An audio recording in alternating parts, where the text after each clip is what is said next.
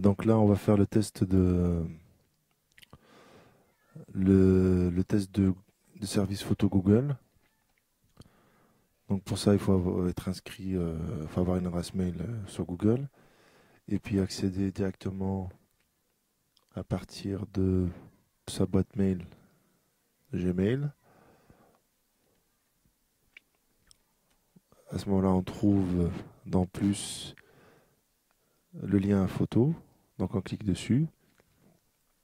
À partir de là, on arrive sur notre page Picasa Album Web pour stocker toutes les photos sur le service, sur ce service pardon, de Google. Une fois qu'on est sur cette page, donc il faut créer ses albums. Comme on peut le voir ici, donc chaque album est présenté par une photo, donc est illustré par une photo, le nom de l'album qui se trouve juste en dessous, la date de création et puis le nombre de photos qui se trouvent dans cet album. Donc là, ici, on a le premier album, deuxième album, troisième, quatrième, cinquième, et ainsi de suite.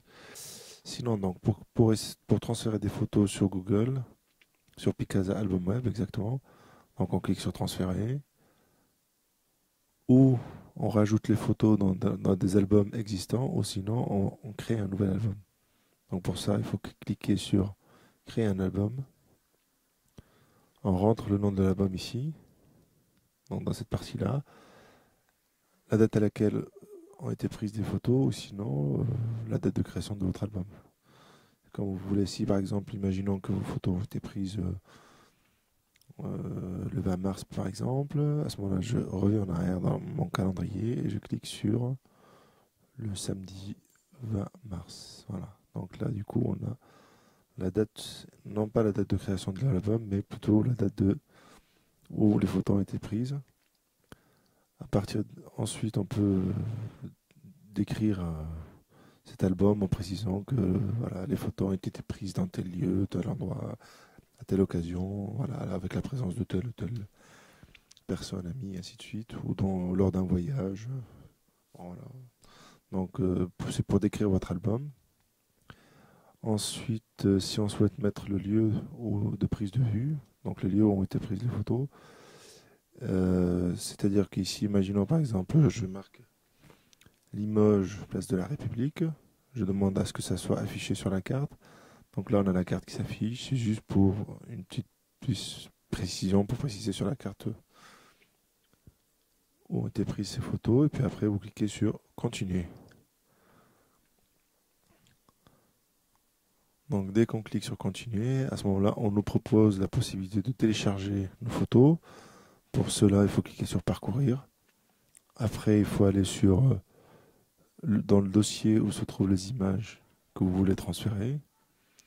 Donc là, dans mon cas ici, je vais sur le dossier images publiques. Et donc, je vais utiliser les échantillons proposés par Windows. Donc, je commence par télécharger la photo chrysanthème, pardon. Ensuite, la deuxième photo, et ainsi de suite. Donc, je télécharge toutes les autres photos. Voilà. Et on lance le transfert. Donc là, il y a un temps délai, le temps de transférer toutes ces photos de votre ordinateur directement sur votre page Picasa Album Web. Donc tout dépend de votre connexion Internet, du nombre de personnes connectées sur le site de Google. Là, on peut stocker jusqu'à 1 giga de photos d'espace. Donc là, vous avez droit à un stockage en ligne de 1 giga, qui est l'équivalent à 1024 mégaoctets. Donc là, on regarde, les photos ont été transférées. Donc si je veux transférer d'autres photos dans le même album, donc je clique sur transférer. Je choisis, donc bon là, j'ai pas mis de titre. Je choisis cet album et j'en télécharge donc le reste des photos. Donc là, je pense que par défaut, il vous propose le téléchargement par 5, de téléchargement des photos par 5. En fait, je pense que c'est tout simplement pour éviter de télécharger trop de photos d'un coup, et donc du coup ça prendra encore plus de temps de téléchargement. Donc du coup ils l'ont divisé comme ça par 5. Ça permet de transférer rapidement les photos et de ne pas saturer le site Google. Voilà. Donc après je reviens sur mon album, sur mes photos. Donc là on voit bien tous les albums que j'ai ici sur ma page Picasa Album Web. Et donc si je veux modifier des informations dans mon album, donc je reviens ici, je clique sur l'album, je l'ouvre. Puis après, je vais dans ce lien ici où il y a marqué modifier. Je clique et je peux modifier donc les propriétés de l'album, c'est-à-dire son nom, la date de prise de photo, et ainsi de suite, la couverture. Si je veux une autre photo à la place de celle qui a été choisie par défaut, c'est-à-dire si je veux à ce moment-là mettre la tête du koala, donc vous allez voir que si je reviens sur mes photos, donc on voit bien que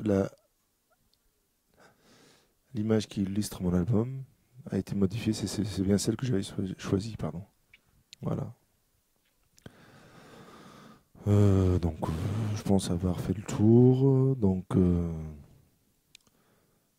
transférer les images, modifier. Donc là, on voit bien. Donc, organiser, trier les photos, si vous voulez. Donc, on peut aussi éventuellement utiliser le diaporama. Donc là, pour afficher. Donc, on peut préciser donc les secondes, le nombre de secondes, masquer les légendes. Et puis voilà. Donc, vous voyez, ça se défile tout seul. Voilà. Bon, j'espère que vous allez retrouver un peu toutes les différentes options qu'on a utilisées à l'espace multimédia ici à la Batide. Sinon, bon voilà, j'espère que ça va vous aider. Et puis on essaiera d'en faire d'autres. J'essaierai de faire d'autres vidéos. Voilà, merci à vous. Au revoir.